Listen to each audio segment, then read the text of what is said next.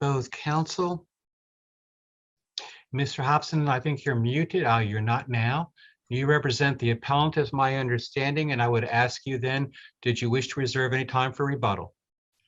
Yes, Judge, probably 3 minutes. I don't think, I spoke with Mr. Baseman. We do not think that we will need the entire time allotted for us. So 3 minutes would be all I would need, and if possible, rebuttal. Very well. I will, if needed, let you know when you arrive at 17 minutes. Thank you. I appreciate it. You may proceed, counsel. Thank you. May it please the court, my name is Peter Hobson. I represent Andrew Drottliff III as the appellant in this matter. In explaining that we do not believe, at least I explain, I do not believe I will need my time allocated. I don't want the court to construe this as that we do not believe, or I do not believe, my client does not believe, that the issue merits the consideration of this court. We believe, though, the issue can be distilled as found in the documents. The parties to this matter were married and divorced May 29th of 2013. It was the marital settlement agreement was the basis of the dissolution. The marital settlement agreement provided that the petitioner, who is the appellant in this matter, pay to the respondent non-modifiable durational alimony as set forth in the judgment agreed. It's basically a 10-year agreement, and I'll go over the terms and provisions. In March of 2020, the appellant filed a supplemental petition to modify the final judgment and a motion to terminate the durational alimony. The former wife, through counsel, filed her response on April 16th, and thereafter, both parties, which both of these documents are parts of the record. Mr. Hobson, let me ask you this. Didn't the marital settlement agreement also specifically state that the parties anticipate that the former wife may receive support from a third party in the future, but that will not be a basis to terminate alimony? That is correct. So the argument that the remarriage occurred and the legislature has addressed that issue because that is then a form of support, or there's someone else now involved. But in essence, your parties kind of addressed this, did they not? And that there could be future support coming. Wouldn't the marriage qualify as that type of support? Well, what we think they stipulated to was the first prong of the two prongs for a supportive relationship. I believe in order to prove the supportive relationship, you have to prove the supplemental monies from some third party, and as a result, the benefit to the recipient and the lowering of the cost of living. So I think your point, yes, they stipulated non-modifiable alimony, and if they meant the non-modifiable alimony as it's normally construed, there would have been no reason to have that provision in there, because this is the platform upon which the confusion begins. Why have that entered in there if it is in fact non-modifiable, as they say? There would be no benefit, there would be no reason to insert that other than the fact that when they were talking about non-modifiable alimony, they may have been talking about it in a lot of different contexts and maybe carving out all these exceptions. Well, often, I mean, belt and suspenders, a lot of times to make sure they're clear and you don't leave an avenue for someone to try to go down, you specifically state that, but because you specifically state that, you're now wanting to read into it that maybe there was an exception. Is that basically your argument? Well, the basic argument is this, that if you take a look at the marital settlement agreement, that provision, that is on the record P39, basically they, in paragraph 4.2, discuss the provision that you just referenced. But then in the next page, page 40 of the record, they go on to discuss what are the components to the non-modifiable durational alimony. And even in there, there's modifications set forth that will occur by their agreement. The gravamen of our argument can be found on 4.6, which states payment of non-modifiable durational alimony as set forth above shall terminate on June 1st, 2026, or the death of either party, whichever shall occur first. What we're saying is that that is not exclusive language as to termination, 4.6. That in order to have eliminated the application of the statute, they would have had to insert only, the word only, or exclusive, some sort of language to that effect, that this is the exclusive methodology, because the case we had cited, if I'm pronouncing it correctly, Burley, the 310 Southern 3rd, page 108, out of the 4th DCA, we're not approaching our argument from the standpoint of just a MSA, which talks about durational alimony and the termination. What we're approaching from the standpoint that whenever you have an agreement, a contract, which is going to be interpreted as any other contract, and when you have it in a family law setting, the courts, when applying the contract mindset to these contracts, it is important to have either facts which would lend one to believe that a provision is inherently or inadvertently addressed, or language that is exclusive in nature. We suggest in this case, there is neither. Even though it's a continual recital. Didn't it also go on to say that the intent was to provide the former wife with an economic assistance for a set period of time? Doesn't that kind of give us a window into what the intentions? We believe that, but that at the same time, durational alimony is in and of itself, it's for a set period of time, yes, and at this amount. And we were talking about the termination of this agreement. And candidly, we believe that if paragraph 4.6 had exclusive language, then we would not have our argument. But because it doesn't have that exclusive language, as the court found in the case that I cited, in a different context, where there was no exclusive language, we believe that technically the statute was still in effect. Where you find that there's non-exclusive language, then the statute is still in effect. And the statute, as we all know, terminates durational alimony upon the remarriage of a party. Mr. Hobson, I was preparing for this case, and one of the cases that everyone has cited is called Herbst out of this court. In doing so, I note that on November 5th of this year, the 5th District Court of Appeal considered a durational alimony question regarding non-modifiable language that appears in a MSA, and found that language to be clear and unambiguous, and that non-modifiable means exactly that, so that the remarriage did not terminate the durational alimony. And it seems like if this case is not on point, it's rather close. I will also advise the period and time for rehearing hasn't passed. It came out November 5th. But if it remains valid, it would seem like the 5th District has moved Herbst and approved its reasoning, and along with others, and applies it to durational and says, basically remarriage is something that's foreseeable. Non-modifiable means what it means. Durational is fine. And that's your contract. We need to do nothing more. That would seem to come against the argument that you are making now. I think in this particular case, I'm not familiar. I apologize. I'm not familiar with the case that came out. Well, the name of it is called Dills. And if if you don't have it, it's at 2021 Westlaw 5140865. And as I said, I was following up Herbst, and not that I knew that this was coming down the line, but I wanted to make sure I knew how we had followed Herbst, and I found this case also. I think in order for that case to be applicable, and let me just, if I could just address Herbst, the case. Okay, I just want to let you know that I found that.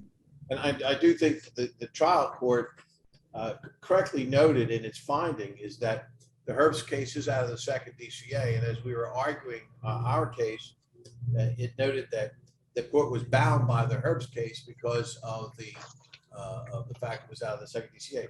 It also found the decision to be controlling, and he found the factually more analogous to than the other case. I'll make sure I'm clear on that for the court. again, I don't know about the case you cite, sir, but the question I had, or the question I would like to raise is, when we review these cases that address non-modifiable, even if they call it non-modifiable, sometimes they put in these different provisions, which in effect give you their definition or what the intent of the party was as to what is or is not modifiable.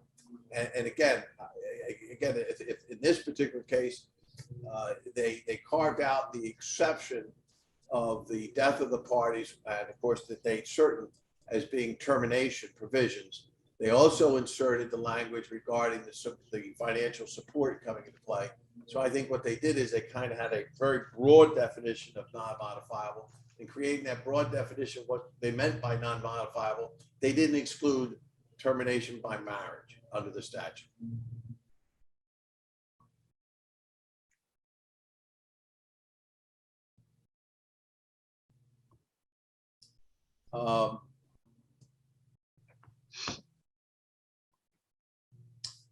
We believe that the decision of the non-modifiable, is or isn't by non-modifiable, and whether you apply or not, it's by case basis, and you have to look to the facts of the case. And we believe in this particular case, it was broad enough factually that the trial court erred in not making a determination that they had not excluded the statutory provision of remarriage in negotiating the marital settlement agreement, and of course the final judgment that followed. Thank you. Thank you, counsel.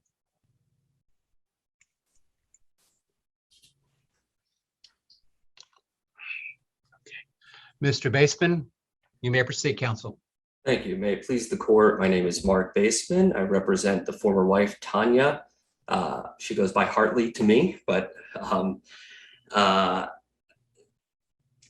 I wanted to start by saying, look, it's always helpful to have what I think is a case that is exactly on point, and I think the Herbst case is exactly on point.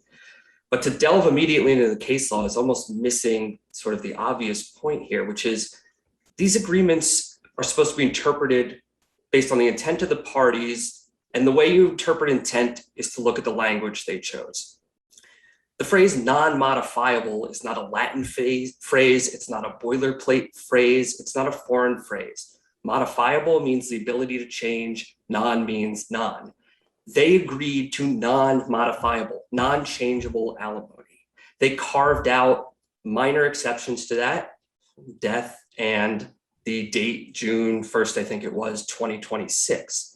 Every single case, at least the ones I've found, and opposing counsel has not cited any alternative cases, every case where the parties say this alimony is non-modifiable except X, Y, Z, X, Y, and Z are treated as exclusive times where alimony can be modified. Anything else in the world is not grounds for modification. The Elbaum case I cite is exactly on point, where the parties said non-modifiable alimony, except in the event there's a change to the husband's business or his ability to make money through the business. And with that language, the appellate court didn't come back and say, well, because they gave some reasons it could be modified, they had to list every reason it can't. They said to find any other time where it can be modified is to eviscerate the concept of the phrase non-modifiable alimony. Mr. Hobson's argument is very similar to that. He's saying, well, they didn't carve out remarriage. But you know what? They didn't carve out supportive relationship. They didn't carve out a lot of things. What they did do in this case is say it's non-modifiable until it terminates in June 2026 or until either of the parties dies. I see nothing in here that distinguishes this case from the Herbst case or the new case in the 5th DCA that makes it very clear that the same rationale would apply to durational alimony as well.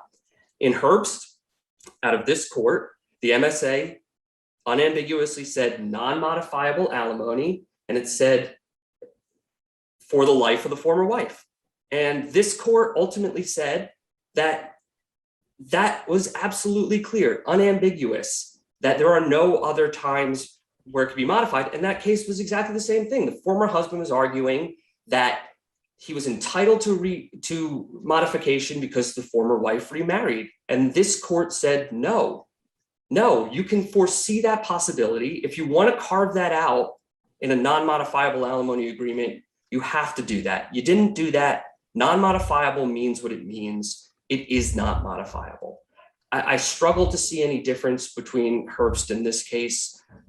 Frankly, Mr. Hobson does nothing in his initial brief to even reference Herbst, let alone distinguish it. And I would ask this court to follow its precedent and simply affirm the judgment on appeal. I have no further remarks prepared unless there are questions. Well, look, I don't see any questions, counsel, so I will say thank you for your presentation, and I will move on to stopping the clock and then letting Mr. Hobson know he may start his rebuttal. Counsel, you may proceed. Thank you, Judge. I don't think that there are minor revisions to the non-modifiable provision. I think there were major provisions. And the major provision was when they said the financial assistance would not be a basis for termination. They were basically talking about, they could only be talking about one thing there, and that is the first element of a supportive relationship.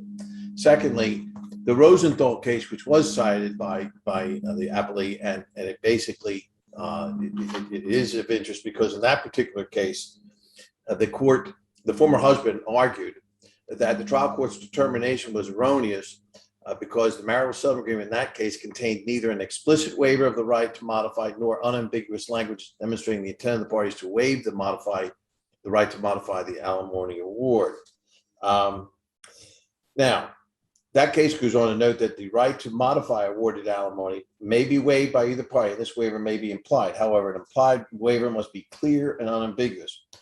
Parties may waive the right to seek modification of the settlement agreement if the language is clear and unambiguous, and the interpretation could lead to if the interpretation of the waiver as a whole can lead to no other conclusion but a waiver. He also cites the Embalm case, and I agree the Embalm case is a good case in support of their position, but the problem with the Embalm case was not from my standpoint. The problem is that it's noted that in that agreement, it references that said alimony shall be non-modifiable by the parties in either amount duration, regardless of any change of the circumstances of the parties.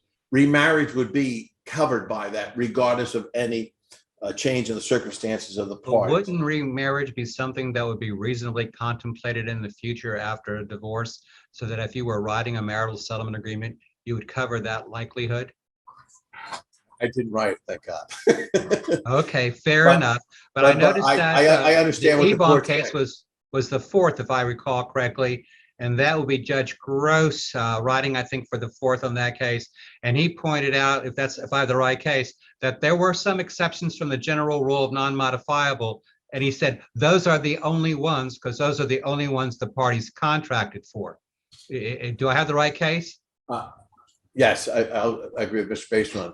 Judge, one other thing too. I'm not suggesting that this is a clear. I think the marital settlement agreement, and we argued that marital settlement agreement was not the best drafted agreement for a number of reasons, and that there had been some other issues that were related to a reflection on the agreement. So I'm not suggesting that I agree with the court. It would have been perfect if they had language in there that would have made those two provisions, the date certain and the death of either party, as the exclusive, in addition to the previously stated reasons. But that wasn't the case. And my question to the court is, what happens in a contract when you leave that possible door open for interpretation? Thank you. Well, and I'll go back to my first question then. In the absence of that, and we have such express language, wouldn't it have been incumbent on the parties, if they didn't mean non-modifiable and if they didn't mean that it was for a specific duration to benefit the wife, that it should go in there with those exceptions? If I understand the court's question, it's shouldn't the language that remarriage does not.